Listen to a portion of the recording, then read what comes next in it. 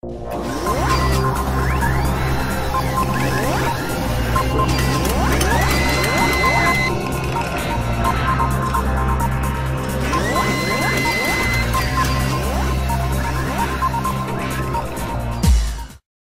YouTube, and this is Robert with Super Galactic Geek Review, and we've got a comic book novel to review today, and this is pretty cool.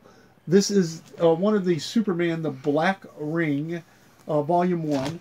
Now let me explain this. This has nothing, there's not Superman in this book at all. Let me just explain that right off. Who you see on the front cover is Lex Luthor. And this was during the Blackest Day time. He actually had the orange power ring, which enabled him to rule over all of humanity. Geez, say that fast 3 times. And after the Blackest Days was over with, he lost the ring. Well, he is striving now to get power back. So he went on search for the black power ring. But it seems that every one of them have disappeared across the planet. He doesn't know what happened to them, so he started a research team to try to find them. During this book, and I have to admit this book has some excellent storylines. There's different volumes, different chapters in this. This is volume 1. I'm definitely going to go see if I can find the rest of them because I was really amazed at this. He is going all over the planet trying to track down these black orbs, which he believes has the trace source of the power ring in them. So, he, as you can see in some of the artwork, which I got to get back to that page right there. I want to show you one of the black orbs in here. He tries tracking them down, but there's something, every time he goes and finds one of these things, something's there trying to stop him. And he doesn't know what it is, who it is, or anything. Here's one of the black orbs like I'm talking about. He finds this one in the Antarctic. And yes, that is Slade Wilson right there with him that he's hired to come along. But what happens on this event, and this is spoiler alert, so if you don't want to hear this, plug your ears. This black orb changes the personality of the people around it.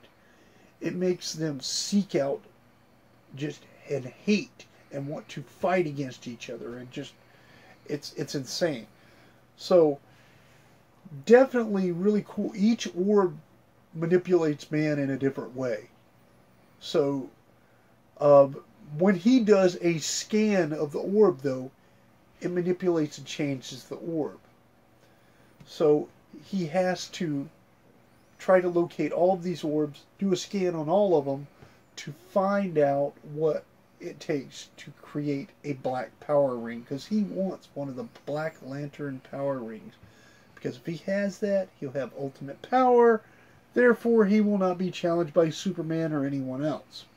Now, let me show you something that I thought was, at first, when I first started reading this, I was like, what? Lois Lane's with Lex Luthor? Wait a dang minute. No, I was shocked. It is not Lois Lane, even though at the first couple of pages here you see what appears to be, let me find it here, him and Lois just sitting there having a conversation, which I was like, wait a minute, Lois Lane with Lex Luthor? It is not Lois Lane. Lex Luthor is so obsessed with Lois Lane, he has created an android. Check it out. It's Android Lane. I thought that was awesome that he created an android, and this android, apparently him and this android get intimate. Parents, don't let your kids, get this book, because there is intimate scenes. It doesn't really show anything, but it insinuates something with them laying in the bed, and she's got just nothing but a sheet around her, and him popping up. It's back here at the back. And yes, there's General Grog in here also, which is kind of cool. He's in here. He ends up having to fight Lex in this. So, and yes, there's Death in here too. Check her out. Yeah, Death. Yep, that's Death. Pretty cool, huh?